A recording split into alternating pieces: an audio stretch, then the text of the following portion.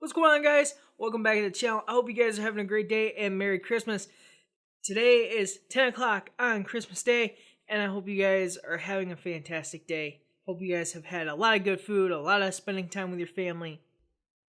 I feel like today I have the impossible message. Honestly, that's honestly how I feel. Because the verse that came to my head today is, "Count it all as joy, my brothers, when you meet trials of various kinds, for you know that the testing of your faith produces steadfastness." James chapter 1, verse 2. And this is the verse that came to my mind, and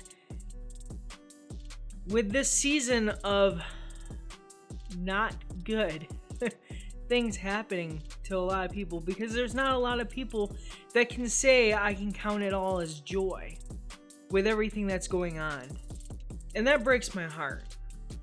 It really does. But that shows us something.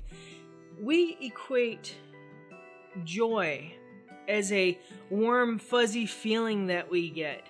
Specifically us Westerners, we understand joy to be like this, "Oh, I'm so happy, everything is going great for me." But really, joy is more of a mindset. And some people may be hearing this for the first time and you think, "Well, what do you mean a mindset? What do you mean? How can I be joyful when everything is falling apart?" And I understand. And believe me, God knows that too. God knows that we have emotion. But the thing is if you have the mindset of joy instead of the mindset of, "Whoa, what am I gonna do?" We trust in God through all these trying times, through all these situations. New Year's is right around the corner. I'm saying, hey, ship you out the door 2020. I'm done. With everything that's going on, I'm over it, right? I've been over it. And I say it's an impossible message because no matter how many times you say it, you never know exactly how people are going to receive it. Sometimes people receive the count it all joy message as just like a strengthening tool, and they're like encouraged and they're like, "Yeah, this is great." And you have the select few people that receive it as a slap in the face. And that's not the goal here. The goal is not to say, "Hey, buck up and, tie yourself by your bootstraps." You don't have to do that. You don't have to tie yourself up by your bootstraps, because here's why. Because you serve a God who is all powerful and all knowing. Now, it may not seem like, and I've heard a lot of people say, "Well, where is God in the midst of all this? Where is God in the midst of COVID?" We see God, we see the act of Jesus, the love of Jesus, through every person that holds the hand of a dying individual. Through every random act of kindness. God's here. He's still working. He's still moving. But the question is, are we looking hard enough?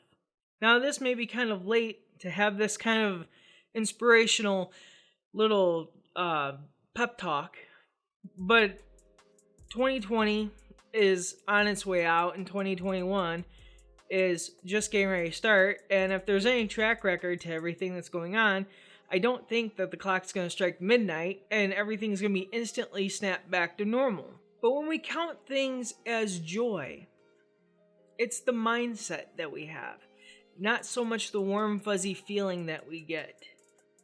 Because joy does not mean happiness, as much as we want it to be.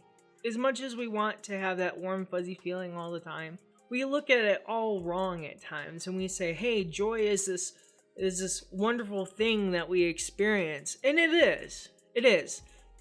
But is that joy or is that happiness? Because there's a huge difference in happiness and joy. The joy of the Lord. We can still be miserable and still be joyful, still have the joy of the Lord inside of us. We have to count it all joy when we meet trials, even when at the point where our faith is tested, because it produces what?